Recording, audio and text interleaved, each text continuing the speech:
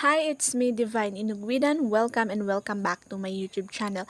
And if you are new here or napadaan ka lang, ay make sure to subscribe and i-click mo yung notification bell para lagi kang updated sa mga susunod kong videos tungkol sa TikTok tips and tutorials and YouTube tips and tutorials. For today's video naman ay ituturo ko sa inyo kung paano mag-unblock ng mga na-block nyo na accounts sa TikTok.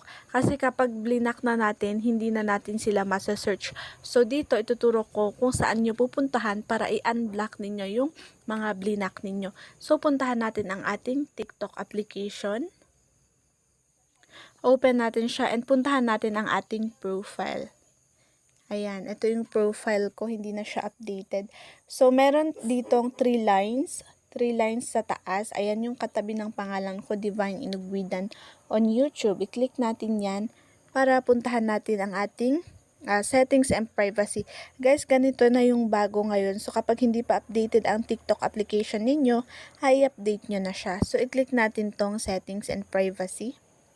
And then, makikita nyo dito sa baba ng manage account ay meron na yung privacy. So, i-click natin yung privacy. After mag-open ay scroll down lang natin siya. Ayan. And makikita nyo dito, andito sa pinakahuli yung block accounts.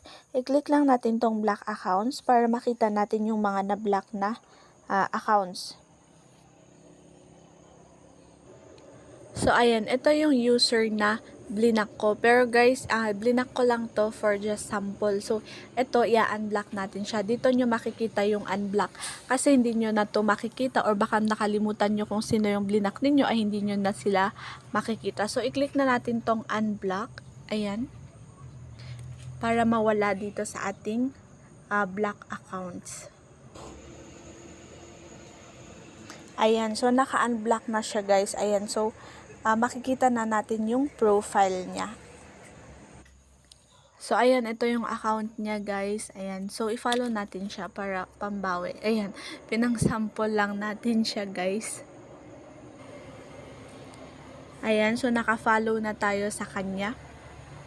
And ngayon, guys, kung hindi nyo alam mag-block ng accounts, ay tuturo ko sa inyo. Updated na din kung paano Oops, sorry.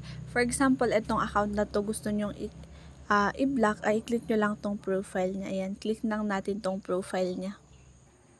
And then, i-click nyo tong 3 dots dito sa taas. Ayan. At may makikita kayong block dito sa baba. Ayan, ito siya. So, yan, i-block nyo lang siya kung gusto nyo yung i-block. Pero hindi ko siya i-block kasi wala naman akong galit sa kanya, char. So, ayan, that's all kung paano mag-unblock ng mga accounts na na-block niyo sa TikTok and paano mag-block. Ayan, that's all. Thank you.